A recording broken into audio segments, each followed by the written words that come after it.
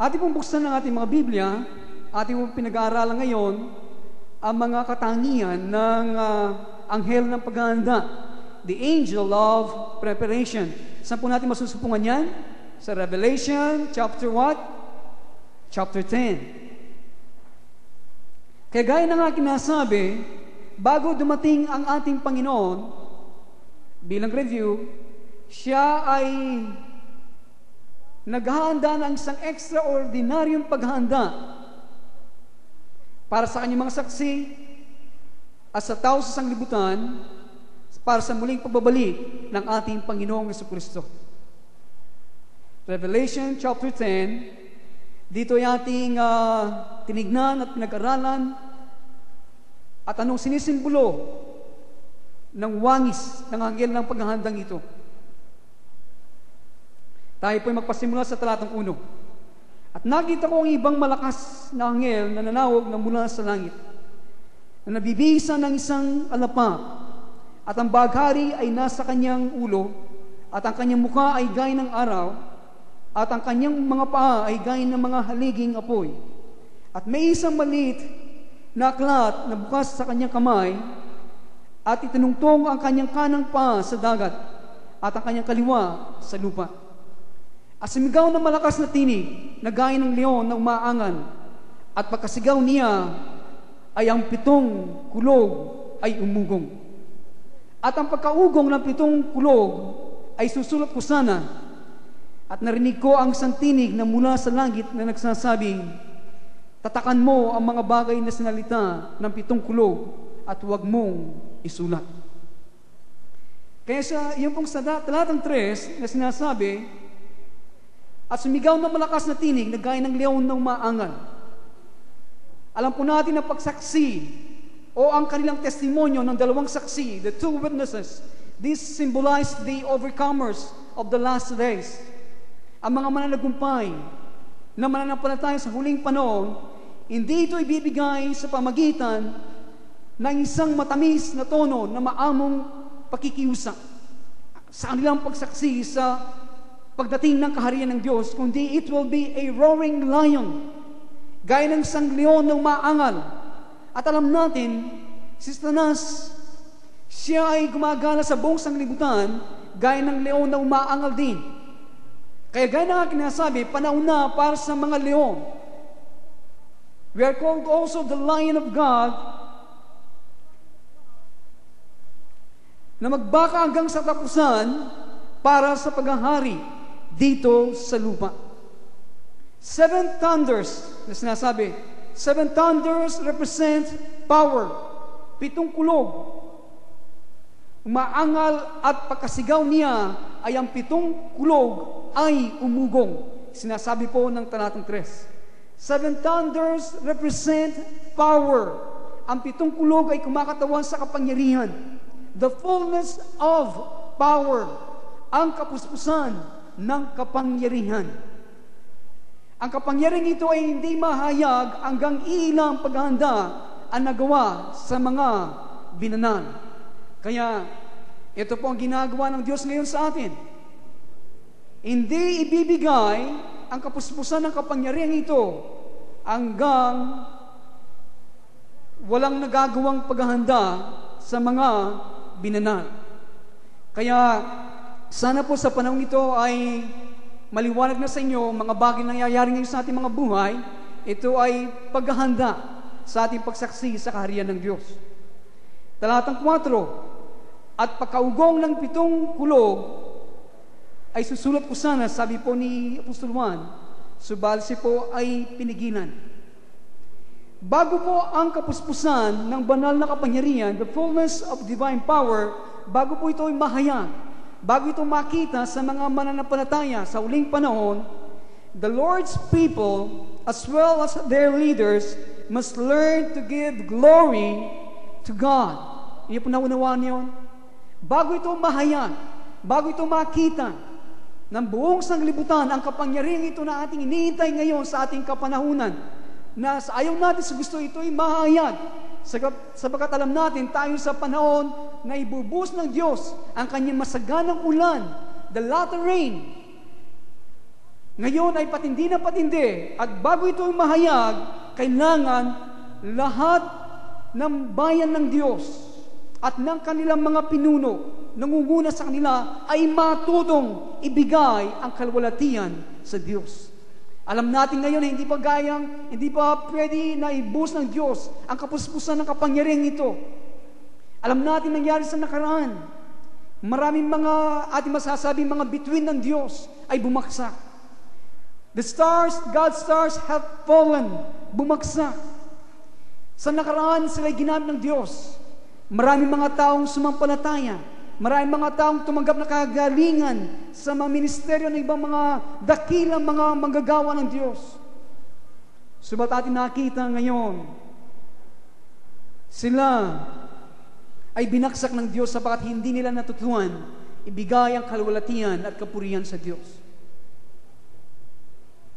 Kaya, the power of the latter rain revival, ang kapangyarihan ng huling ulang ito, ang masaganang ulang ito na pagbubuhos ng kanyang Espiritu, hindi ito ay pwedeng ipagkatiwala sa atin hanggang ang ating sariling kapangyarihan at ambisyon ay naibagsak hanggang doon sa alikabok. Nandiyan ba kayo?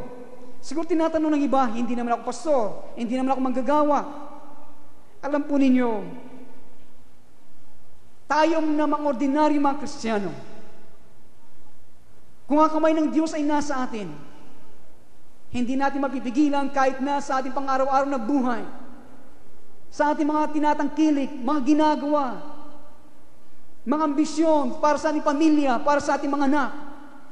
Hindi nga sa gawain, sa anumang bagay, kung hindi mo natutuan na ipagkatiwala ang lahat ng ito sa Panginoon, ang sarili mong kapangyarihan at mga ambisyon, hanggang hindi ito'y naibaksak hanggang doon sa alikabok, ay hindi ka pwedeng pagkatiwalaan gamitin ng Diyos sa huling panahon ito. Lahat mo nakaunawa magsabi ng amen. Pasanin po ninyo sa mga sumusunod na mga talata that the thunder of God's power is hidden in a secret place. Na ang kulog ng kapangyarihan ng Diyos ay natatago sa isang sikretong lugar. Yung kulog ng kapangyarihan ng Diyos ay natatago sa isang sikretong lugar. Yan ba'y nasa Biblia? Opo, kaya buksan natin ang ating mga Biblia sa mga awit. Psalm 81. Psalm 81 verse 7. Psalm 81 verse 7. Psalm 81 verse 7. Sa English po, ganito ang sinasad. Thou callest in trouble, and I delivered thee. I answered thee in a secret place of thunder. I proved thee at the waters of Meribah. Kaya ating pong makikita dito, ang kulog ng kapangyarihan ng Diyos ay natatago sa isang sikretong lugar. Kaya sinasabi po ng talata natin binasa, ikaw ay tumawag sa kabag-kabagan at iniligtas kita. At ang sinabi po ng Panginoon, sinagot kita sa lihim o sikretong dako ng kulog. Sinubok kita sa tubig ng Meribah.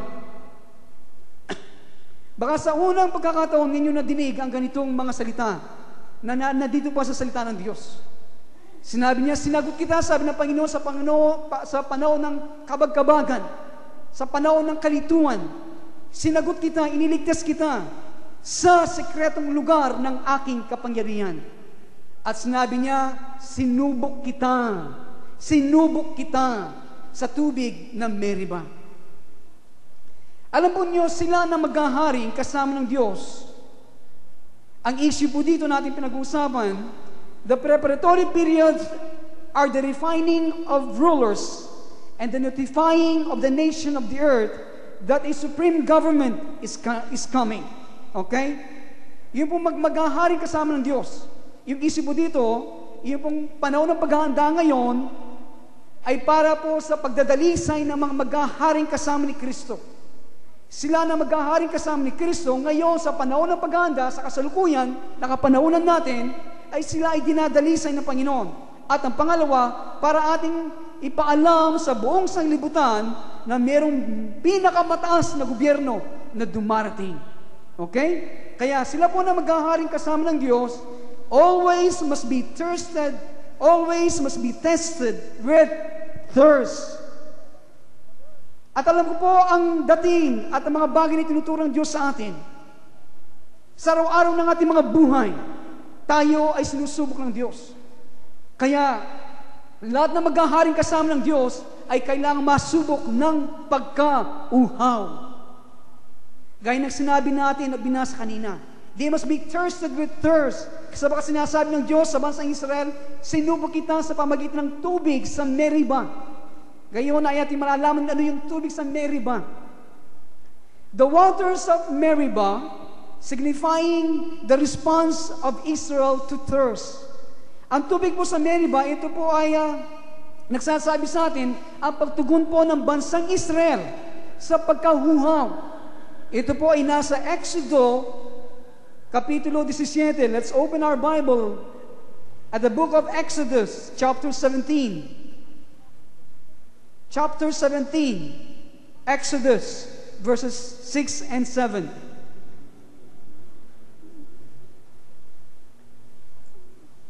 Ibibigay po ang background ng mga talata na ating babasahin. Alam po natin na ang bansang Israel ay lumabas mula sa Egypto at sila ay patungo saan po sila patungo? Ang bansang Israel ay lumabas sa Egypto sa pamagitan ng kapangyarihan ng Diyos, at ngayon sila ay papunta sa promised land, sa lupang ipinangako ng Diyos sa kanilang mga ninuno. Subalit bago sila makarating sa lupang ipinangako, kailangan silang dumaan na mahabang lugar na tinatawag ng ilang o disyerto. At ito po ay malaking lugar, puno ng disyerto at init ng araw, na kailangan nilang daanan bago silang makarating sa lupang ipinangako.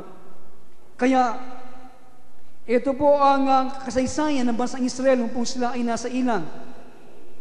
Siguro basahin natin sa unang talata para po ay maging maliwanag sa atin. Chapter 17, sa unang talata. At ang buong kapisanan ng mga anak ni Israel ay naglakbay mula sa ilang ng Sin. Sa kanilang paglalakbay ayon sa utos ng Panginoon at humantong sa Rephidim at walang tubig na mainom ang bayan nung sila po ay nakarating sa Rephidim. Kaya verse 2, kaya ang bayan ay nakipagtalo kay Moses na nagsabi, bigyan mo kami ng tubig na aming mainom.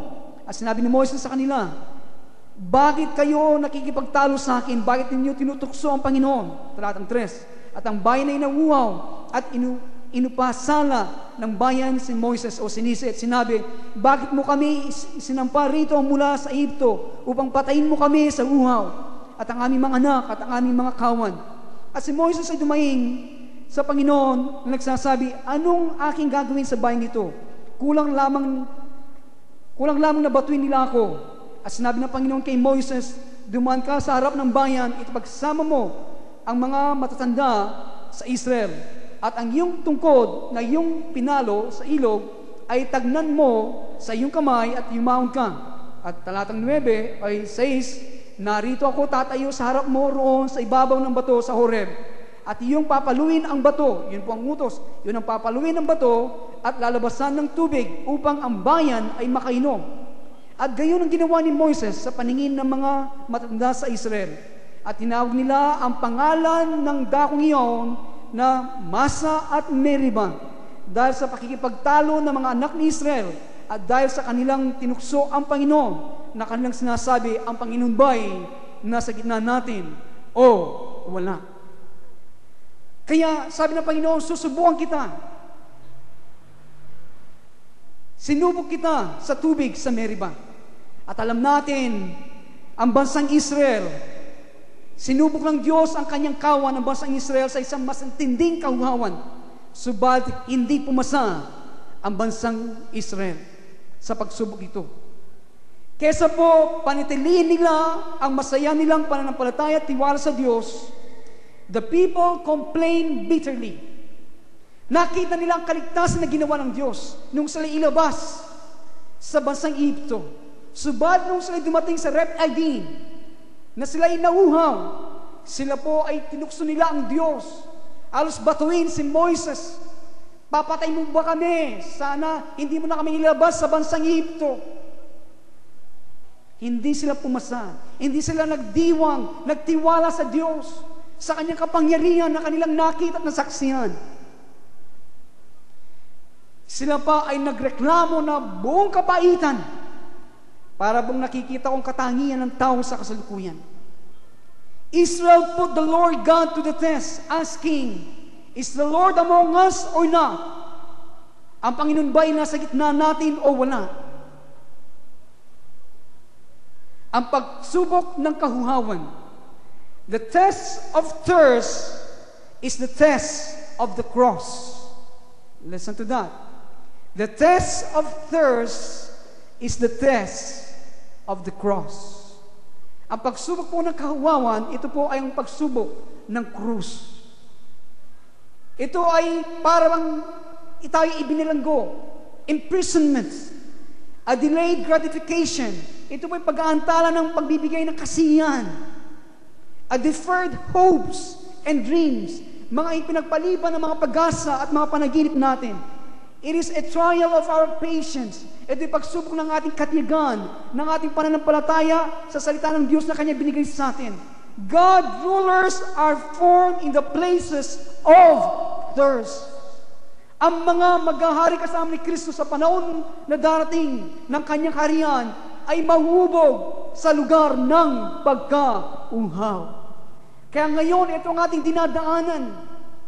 Sinasagot tayo ng Diyos sa sikretong lugar ng Kanyang kulog. Subalit bago niya tayo iligtas sa mga bagay sa ating buhay, kailangan niya muna tayong subukan sa ating pagkahuwaw kung paano niya sinubok ang bansang Israel. The test of thirst is the test of the cross. Ito ang imprisonment. Ang ilan sa inyo, ang ilang mananampalataya ay merong literal na sila nakakulong. Subalit sa atin, ilan tayo nakakulong sa mga pangyayari sa ating mga buhay. Hindi ka makalabas. Gaya mo pinag-uusapan namin sa Sir Karina, kaya tayo makakalabas sa ganitong kalagayan. In God's time, in His time, sa Kanyang takdang panahon, tayo makakalabas until we have learned our lessons well in this life. Marami sa inyo nakabilanggo sa inyong mga pangyayari, sa inyong kalagayan. Maghintay kayo sa Diyos, huwag inyong persain na lumabas kayo sa bilangguan ng Panginoon. Hayaan ninyo siya ang maglalabas sa inyo. Kung kayo lalabas sa wala sa panahon ng Panginoon, you will suffer discouragement, frustration. Mabibigo kayo. Ito'y nakita ko sa maraming mga Kristiyano. Nagmadali. Ang nangyari, inaharap nila ang bunga ng kanilang pagmamadali. Wait!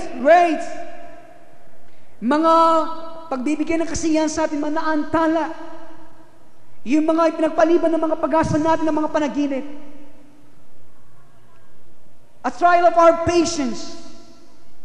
Amang ito ay kailangan dumating sa ating mga buhay para tayong mahubog sa nais ng Panginoon sa bawat isa sa atin. Gaya na nga kinasabi, ang Diyos ay balanse, okay? Hindi sa lahat ng panahon, nasa kalagayan tayo, ganito, a place of thirst. Gaya na nga kinasabi, kailangan ang ulan, which is the blessings of God. Kailangan din na natin ang araw, ang init ng araw ng kapigatian. At hindi po so sobrang Panginoon. Alam niya kapag tayo sumobra sa ilalim ng init, tayo matutuyo. He knows. He knows when the time He will deliver us. Okay? He knows. Alam niya kapag sumusobra ang sagana sa atin, alam niya masisira tayo. At alam niya tayo matutuyo na kapag sobrang init ng araw. He knows, He arranged circumstances sa ating mga buhay. Inaayos niya yan. Ang mahalaga kayo ay patuloy na lumalakad, nagpapakumbaba, inahanap ang kanyang mukha. Para sa oras na tayo kanyang ilipat, alam niya tuyo na tayo, then He can bring the rain again to pour out in our hearts and lives. Ganito ang ating Diyos. Kaya mga kaibigan itong mga Kristiyano, ang mahalaga niyong mata ay laging nasa Kanya. Ang mga mananampalataya na hindi lalakad kasama ang Diyos, maliban ang kanilang pagnasa ay hindi natutupad. Kailanman hindi tatanggap ng kapangyarihan ng Diyos. Kasi po maraming mga Kristiyano ngayon, sila ay lumalakad lamang kasama ng Panginoon kung ang kanilang mga gusto at nais ay pinagkakalob ng Panginoon. Kung ito lang ang inyong pagnasa sa paglakad ng Panginoon, hindi kayo tatanggap ng kapangyarihan ng Diyos na ating pinag-uusapan, the fullness of His power, ang 7 kulog na ito. The fullness of the divine power, ang kapuspusan ng banal na kapangyarihan ito, ay pagkakatiwala lamang sa mga tao na kusang loob, gaya po ni Jose. At di ba pang mga alagad at mga mananampalataya na magtiis na mahabang panahon na kahuwawan, a prolonged seasons of thirst. Sino pong sumigaw sa krus, sinasabi niya, ako ay nanguha. I thirst. Sino pong sumigaw nito? The Lord Jesus. Comes the cry of the agony from the cross. One of the strongest of the thirsts men have is the desire for power and glory. Ito ang pinakamalakas na pagkahuwaw ng tao. Ito po ang pagnasa ng kapangyarihan at ng kalwalatian. Kaya nakakaroon digman sa alikutan o awayan dahil pagnasa ng kapangyarihan, iginigit mo ang kalooban mo sa isang tao, yun ang dahilan ng pag-aaway. Hanggang ang pagnasang ipagambog ang ating mga sarili ay nawasak ng Panginoon, we will not be entrusted with the fullness of divine power. Hindi tayo pwedeng pagkatiwalaan ng kapuspusan ng banal na kapangyarihan ito na kailangan ibigay ng Diyos sa lahat ng kanyang mga manggagawa. The complete power that is necessary for the bringing of the witness of the gospel of the kingdom to every nation of the earth. Kailangan ng kapangyarihan ito para ating maipahayag at maging saksi sa ebanghelyo ng kaharian ng Diyos na kailangang ipahayag sa lahat ng bansa dito sa lupa. Ngayon po, basahin natin ang Numbers, mga bilang. Tignan pa natin ang kasaysayan ng bansang Israel. Mga bilang. Ito po ay pagkatapos ng Levitico sa Lumang Tipan. Ang susunod na aklat ay ang mga bilang. Numbers chapter 20. Tignan pa natin ang kasaysayan ng bansang Israel sa panahon ito. Talatang 2 hanggang sa mga sumusunod na mga talata. Numbers chapter 20, pasimula sa talatang 2 o sa talatang 1. At ang mga anak ni Israel sa makatuwid bagay ang buong kapisan ng nagsipasok sa ilang ng Zin ng unang buwan, at ang bayan ay tumang sa Kades, at si Miriam na kapatid ni Moses namatay doon at inilibing doon. Talatang 2. At walang tubig na mainom na naman, okay? Ang kapisanan. At sila'y nagpulong laban kay Moses at laban kay Aaron. Misa po ito po ang presyo na binabayaran ng mga lingkod ng Diyos. Kapag meron ng diferensya, ang sisi sa kanila. Kapag meron ng ginhawa, wala sa mga hindi kasama ang mga leader. Kapag meron ng problema, kasama ang mga leader at sila pa ang tinitignan na lahat ang mali. At sinabi po ng bayan, talatang 3, sinisi ang bayan si Moses at pagsalita na sinasabi, ibigin sana kami ay nangamatay nang mamatay ang aming mga kapatid sa harap ng Panginoon. Talatang 4, at bakit inyo dinala ang kapulungan ng Panginoon sa ilang na ito upang mamatay rito kami at ang aming mga kahayop? At bakit inyo kami pinasampa mula sa Egypto? Ang nagtataka po ako, uminom na sila nung una, nung sila nasa Rep ID. Ngayon ay sa ilang sila ng Zin, iyan na naman ang problema. Bakit po kaya ganyan ang tao, Pagpatuloy po natin. Upang dalhin kami sa masamang dakong ito, hindi dakong bukirin, ng igos, o ng ubasan, o ng mga granada, at walang kahit na tubig na mainom. At si Moises at si Aaron ay umalis sa harap ng kapulungan at nagpasa pintuan ng tabernakulo ng kapisanan. At nagpapatira pa, at ang kalwalhatian ng Panginoon ay lumitaw sa kanila. Ito na po ang kasiyahan ng isang lingkod ng Diyos. Kapag sila lumapit sa ganitong pagkakataon, tiyak, lumilitaw ang presensya ng Panginoon. Okay? Hindi lang po sa atin, kundi sa bawat isa sa atin. Talatang 7, at sinalita ng Panginoon kay Moises na sinasabi, Salita ng Panginoon. Ang Panginoon ay nagsalita. Kaya tiyak na magsasalita din ng Panginoon sa atin. Hawakan mo ang tungkod at pisanin mo ang kapisan o tipunin mo at ni Aaron na iyong kapatid at magsalita kayo sa bato sa harap ng kanilang mga mata. Ano pang iniuutos ngayon ng Diyos kay Moises? Kesa paluin ang bato, ano po? Magsalita sa bato. Yun. At ano po sinabi ng Panginoon? Magsalita kayo sa bato sa harap ng kanilang mga mata at naibibigay niyon ang kanyang tubig. At ikukuha mo sila ng tubig sa bato sa ganitong painumin mo ang kapisanan at ang kanilang mga hayop. At kinuha ni Moises ang tungkod sa harap ng Panginoon na gaya ng iniutos sa kanya.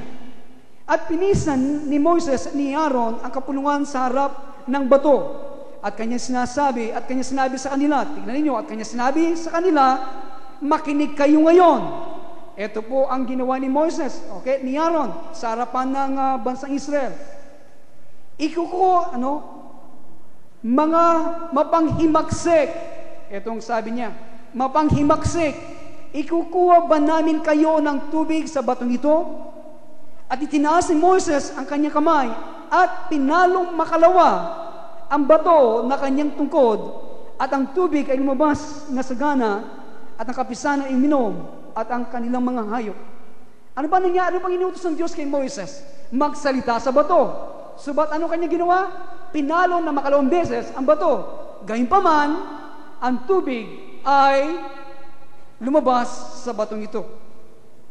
Nais pong tignan ninyo ang sambagan nito na mahalaga na dapat natin malaman sa panahon ito. Kung paano ang pressures sa mga tao, yung bigat, pumumwersa ng mga tao ay inilabas mula sa personalidad ni Moises na madalang makita sa kanya. Ito po ang vanity and presumption. Si Moises na sinasabi, he is the meekest person in the world. Siyang pinakamaamo, subat sa pressure, pumumwersa ng mga tao, inilabas mula sa kanyang personalidad, ang madalang na makita sa kanya. Ito po ang kambuhan at pag-aakala at pagpapalagay. Ano kanya sinabi? Mapaghimagsik, ikukuha ba namin kayo? Sinabi niya, kayo, itinuon niya mga tao sa kanya, ikukuha namin kayo ng tubig mula sa batong ito. Kaya ito pong nangyayari ngayon sa maraming manggagawa at sa bawat sa atin, na mayroong mga nasa ilalim natin. Kung hindi tayo nag-iingat, baka ito rin ang mangyari sa atin.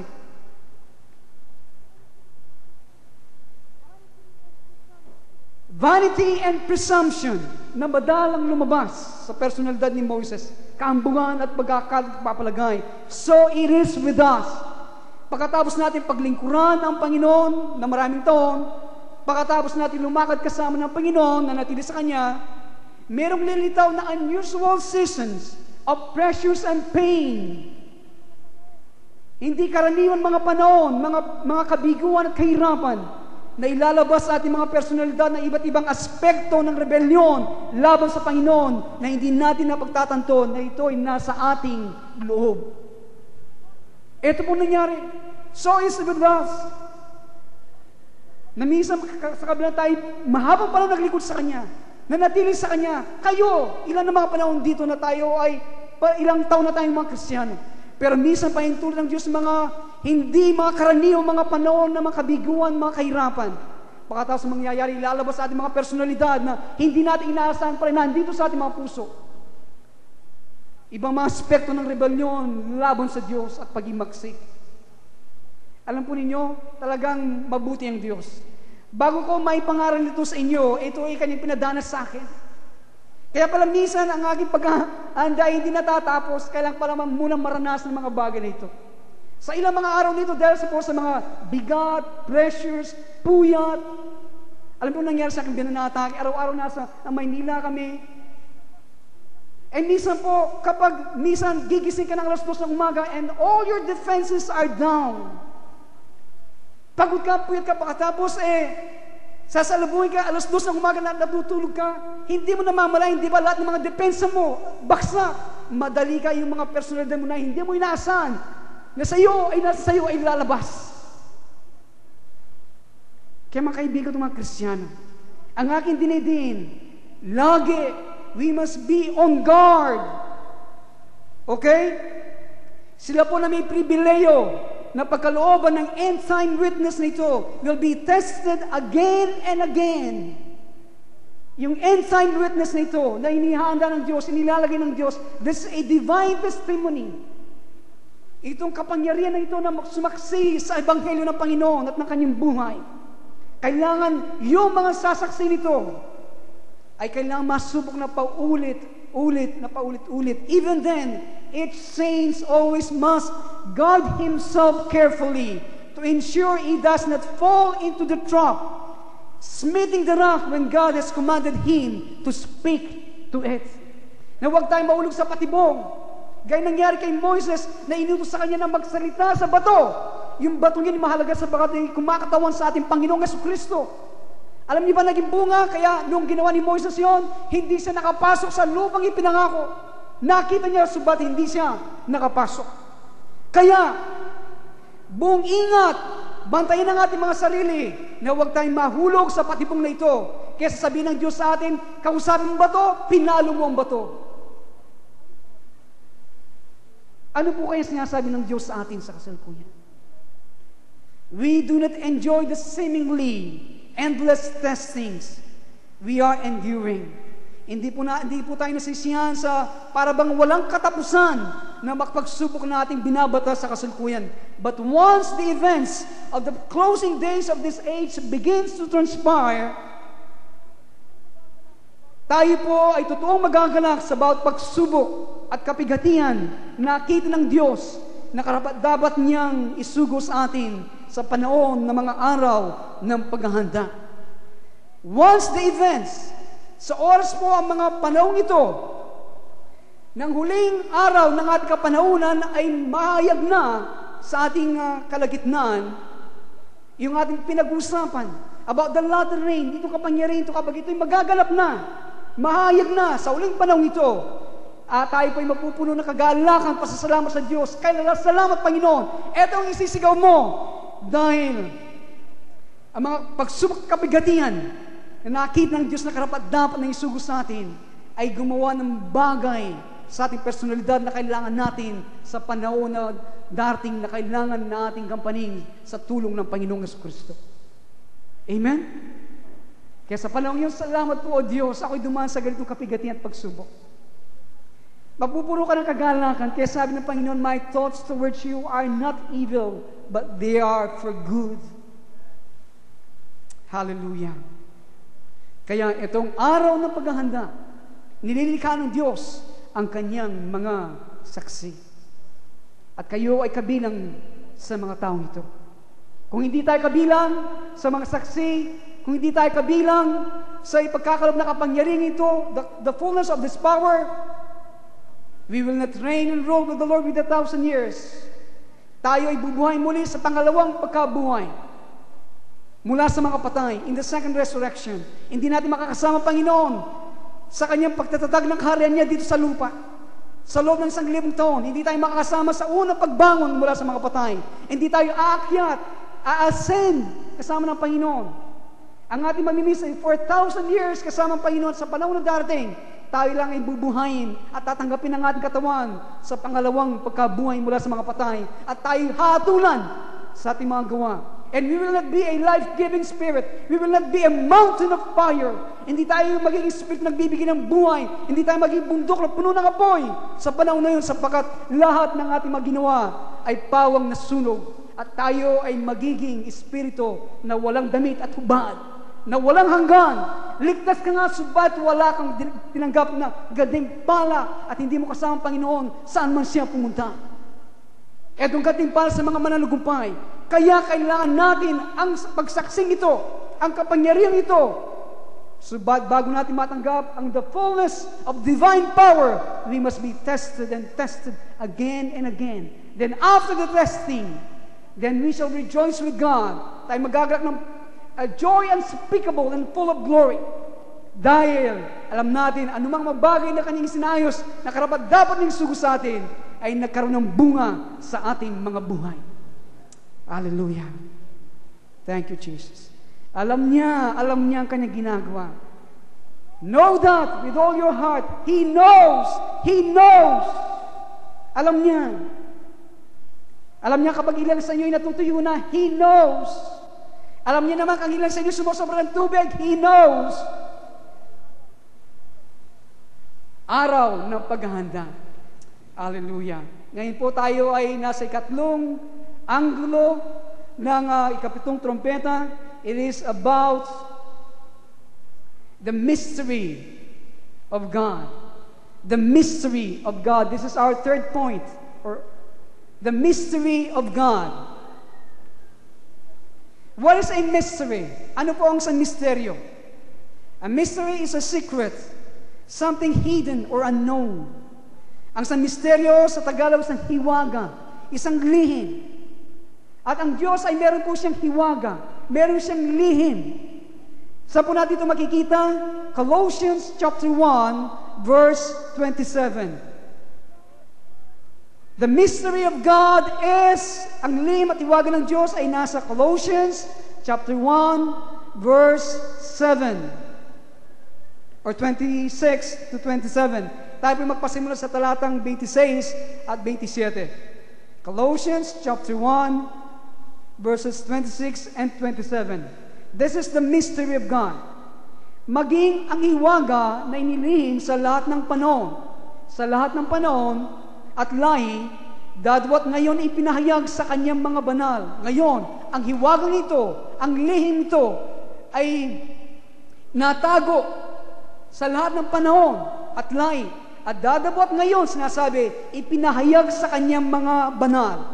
Talatang 27, na sa kanila ay minagaling ng Diyos na ipakilala kung ano ang mga kayamanan ng kalwalatian ng hiwagang ito. Ano po itong hiwagang ito? Ng kayamanan, kalwalatian ng hiwagang ito sa gitna ng mga hentil. Na ito ay si Kristo na nasa inyo, na pag-asa ninyo sa kalwalatian. What is the mystery of God? Ano itong lihim at hiwagang na tago sa lahat ng panahon at lahi? Ano po yon? That Christ in you, ang Kristo ay nasa inyo, Messiah in you. This is the mystery that was hidden. Ito po ang hiwag at lihim na natago sa matagal na panahon at lahi. Hallelujah. Hanggang sa kasalukuyan na oras, ang misteryong ito ay hindi naunawan at hindi pa kompleto. Ang mga Hudyo sa kasalukuyan hanggang ngayon, kanilang hinahanap at inihintay ang Mesyas na darating at para makasama nila siya. They have no concept of Messiah being in them. Wala po silang kaalaman o konsepto na ang Mesyas ay nasa kanila. Messiah in them, Messiah in you. Kailan po nagpasok si Messiah o Mesyas ang ating Panginoong Kristo sa ating puso? Kailan? When we open our hearts, hindi ba?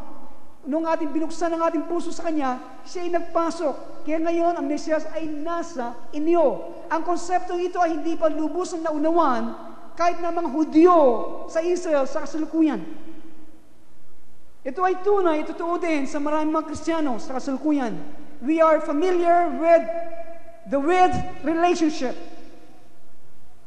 Ito po rin ay totoo sa maraming Kristiyano sa kasalukuyan. Sa kasalukuyan, sa maraming Kristiyano ngayon, sa maraming iglesia, sila po ay pamilyar sa isang relasyon na kasama lamang ang Panginoon. We are familiar with the with relationship. Ang ibig ko sabihin yung kasama ng Panginoon. Kaya lagi natin sinasabi, I shall be with you at the uttermost part of the earth. Ito ang lagi sinisita sa ibang mga Kristiyano na ako'y lagi ninyong kasama. I am with you. Yun ang pamilyar sa atin. Yun ang alam natin. Yung with relationship, yung kasama ng Panginoon na relasyon. Yun ang alam ng maraming mga Kristiyano. Yung konsepto, yung in relationship, yung ang Panginoon ay nasa atin, and His saints is largely unknown to us. The in relationship remains a mystery to this day. Yung pong panloob na relasyon nito sa ating Panginoon, hanggang ngayon ay nanatiling misteryo hanggang sa kasalukuyan sa maraming mga Kristiyano. Sa kabila ng ang Panginoong Jesucristo ay nasa loob nila. Yung pamilya sa kanila, ang Panginoon ay yung nasa tabi nila, kasama nila, pero yung panloob na relasyon nila sa Panginoon hanggang ngayon ay isang misteryo sa ating kapanahunan. Listen, subalit po sa araw ng ikapitong anghel, na kanya pong hihandang hihipan ang kanyang trompeta, alam po natin, ang anghel ng paghahanda ngayon, the seven trumpets, yung kanyang trumpet ay nasa bibig niya, nakapoise. At yung pong araw ng kanyang pagkapoise niya at ang hihipan, ang aktual na pagtunog ng trompeta, ito pong araw ng paghahanda. Yun po yung maliwalag na sa atin, hindi ba?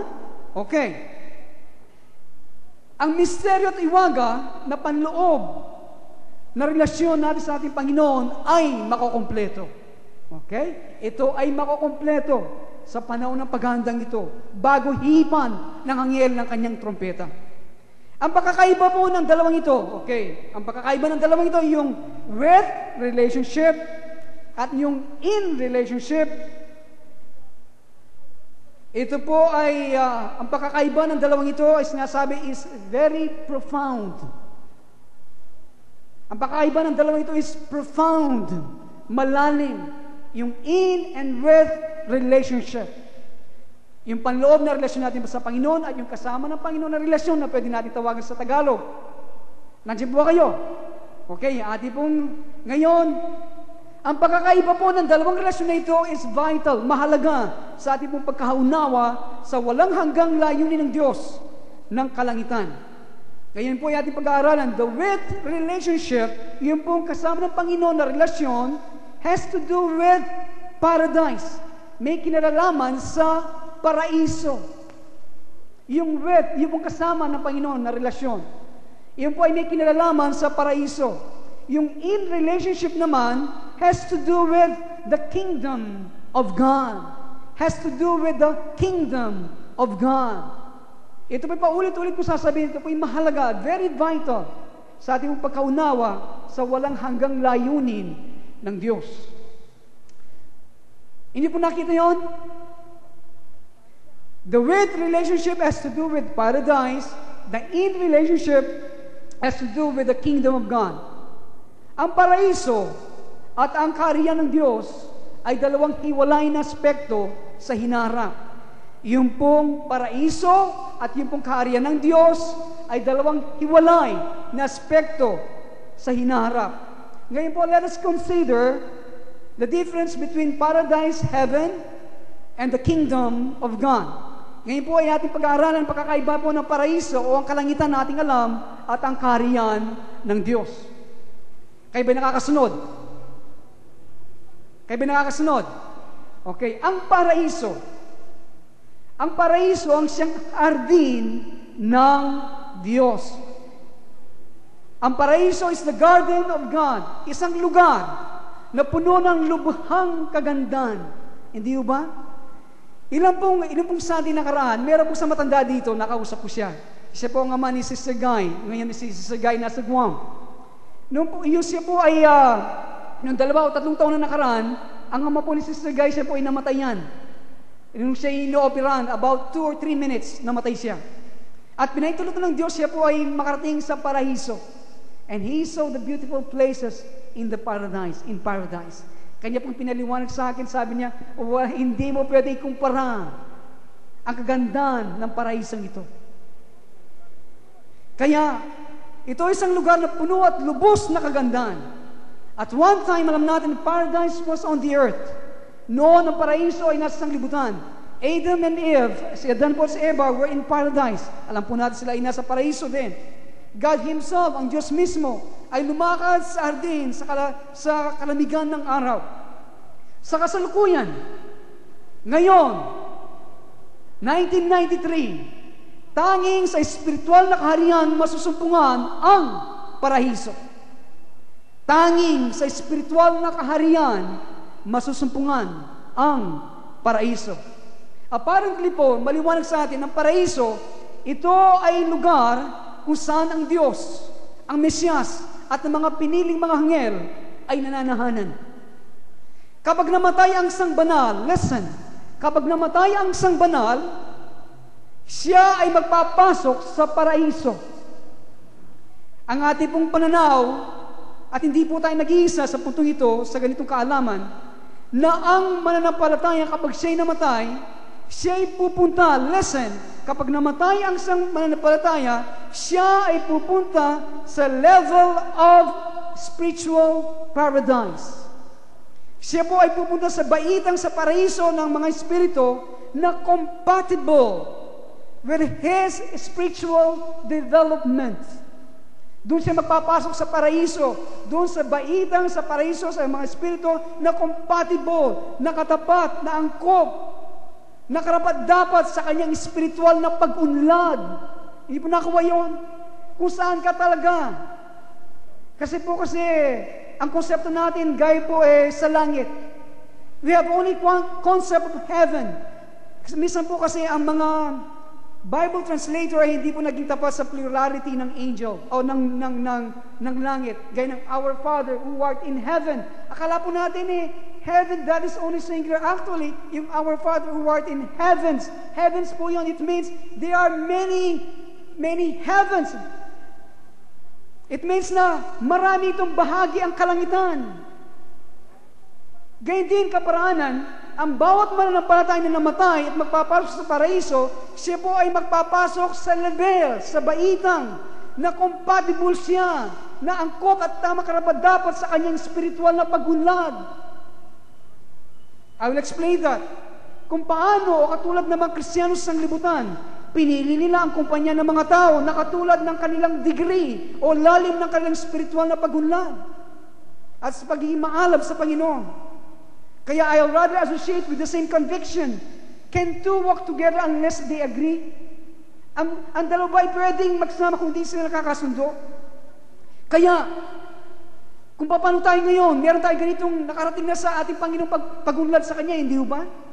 Umuunlad ka araw-araw sa Panginoon. Ngayon, ang nangyayari nais mong makipag-associate, nais mong makasama lagi yung mga katulad mo sa lalim ng pananampalataya. Hindi ba? Ganito yung kaparaanan. Pagpasok ng isang mananampalataya na namatay sa Panginoon, siya ay magpapasok sa paraiso sa baitang o level ng kanyang spiritual na pagunlad. Ganito yung kaparaanan kapag ang isang mananampalataya namatay, kanya makakasama yung mga tao na katulad ng kanya sarili sa kanilang relasyon sa Mesyas. Hindi po nakuha yun? Sila ay makakasama nila yung mga taong katulad ng kanilang sarili sa kanilang relasyon sa Mesyas. Wala pong mga talata sa Biblia na ating pong alam na minumungkay ng lahat ng mananampalataya ay pupunta sa parehong lugar o isang lugar sa paraiso. Wala po tayong makikita sa kasalukuyan na minumungkay ganito. Alam po natin kasi pagkamatay ng sa mananampalataya, pupunta sa paraiso o kalangitan at doon na lamang sila. Hindi ba? No. Karagdagan po nito, bakit hindi tayo naniniwala na sila'y pupunta sa isang lugar? Dahil po, reasons against it, ang katwiran, ang sentido common ay sumasalungat nito. Ikaw nagpupunyagi sa Diyos. Araw-araw, lumalakad, nagtitiis. You try to gain mastery sa iyong pananampalataya. Pagkatapos yung tumanggap sa Panginoon, pagkatapos nagpapasasa nga siya, hindi siya namamatay sa araw-araw, mga ugali at mga asa na alam niya mali. Palagay niyo ba sila pupunta sa isang lugar na makatulad? Hindi. Nasa paraiso nga, pero hindi sa isang lugar sa paraiso. Lahat ng nakaunawa ay magsabi ng amen.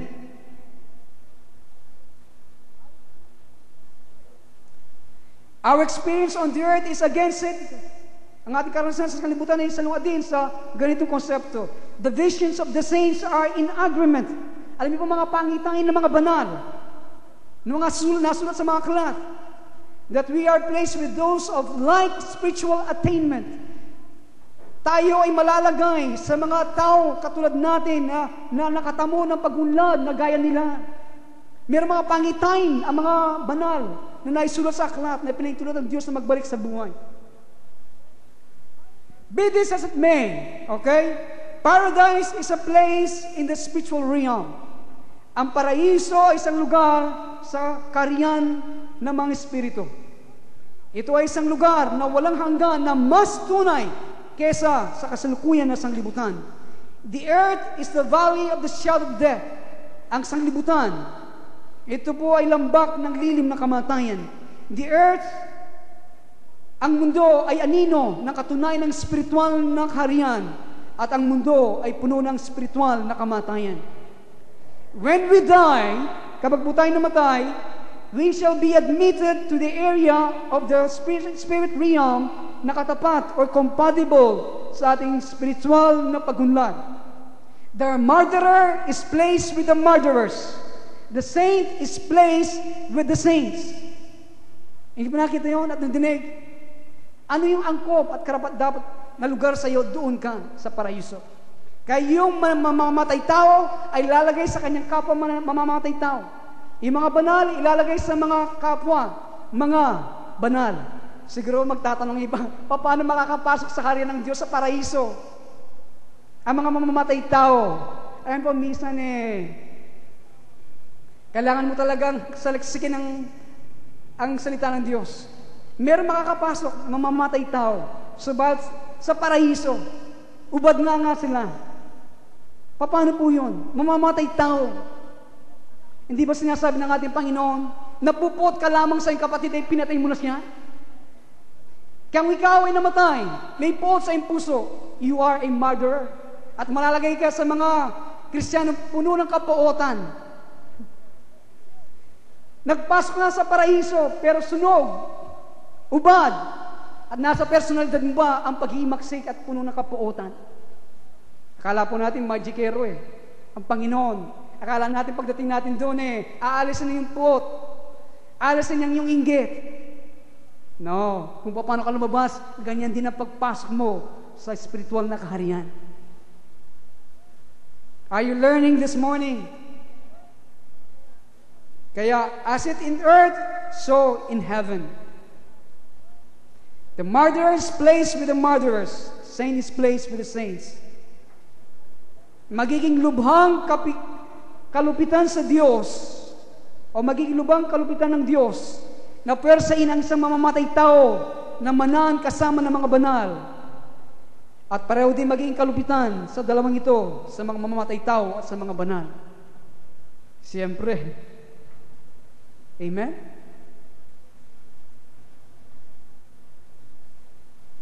Nice pang paliwanag yun, yung in and with relationship.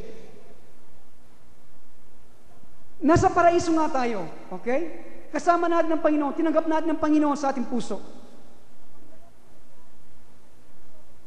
Ang pagdagap sa Mesiyas ay hindi babaguhan kung ano tayo sa ating spiritual na pagunlad. Ang pagtanggap sa Mesiyas does qualify us to be with Jesus. Yung pong pagtanggap kay Jesus, tayo po ay ginagawa tayong karapat-dapat na makasama ang Mesiyas, okay? Ang pagtanggap sa Mesiyas ngayon, kung ilan po sa inyo hindi pa tumanggap sa Mesiyas, kayo po ay gagawin karapat-dapat na makasama si Jesus. Gaya po ng magnanakaw, nung ang Panginoon nakapako sa krus, ano sinabi niya?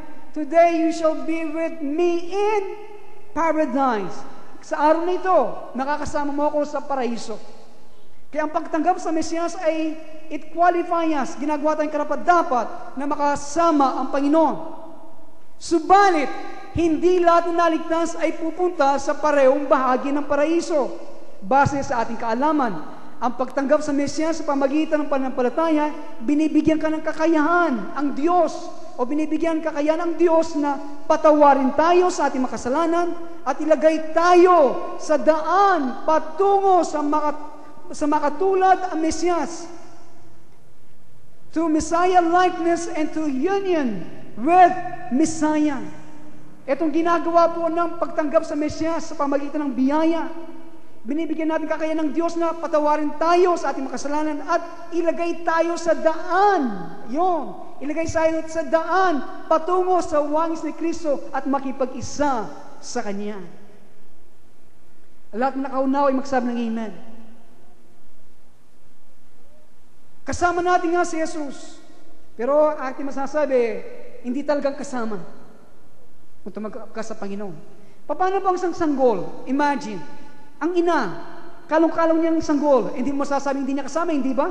Kasama niya, kalong niya ang kanyang sanggol eh. Pero habang sila nag-uusap ng kanyang kapatid, ano nangyayari? Hindi na talaga kasama ang sanggol. Hindi ba? Sa kanilang pinag-uusapan, mga bagay na pinag-uusap sa kaharian ng Diyos, sa mga bagay patungkol sa buhay, hindi ba nakukuha? Maraming mga Kristiyano, sila'y sanggol, kasama nga ng Panginoon. Pero kapag mga bagay na patungkol sa kaharian ng Diyos, ito'y kausap niya, iba ng adult na ang kanyang kausap. Ang kanyang kausap ay may gulang na sa pananampalataya. Yung mga lumago, nagpupunyaging mapagtagumpayan at mapuspos ng kapangyarihan ng Diyos. Kasama nga ang Diyos, tumanggap nga eh. Sanggol nga eh. Kalo nga. Pero kapag patungkol na sa kaharian, parang hindi nga sila kasama. Sabagat hindi nila alam ang mga bagay patungkol sa mga bagay nito. Hindi mo nakuha? Marami po sa atin ay ganito ang ating kalagayan. Palipad, palitaw.